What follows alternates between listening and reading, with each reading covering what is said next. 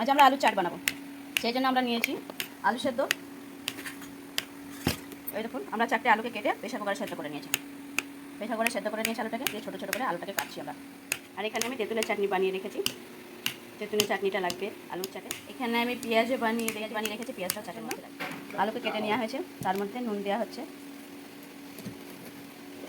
আর দেওয়া হচ্ছে জিরে, ধনে, গোলমরিচ গুঁড়ো দেওয়া হচ্ছে। নুন দেওয়া হলো, জিরে গুঁড়ো আর পেঁয়াজ কুচি দিলাম।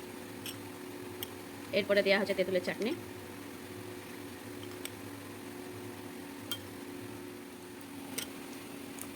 এরপরে দেওয়া হচ্ছে চানাচুর।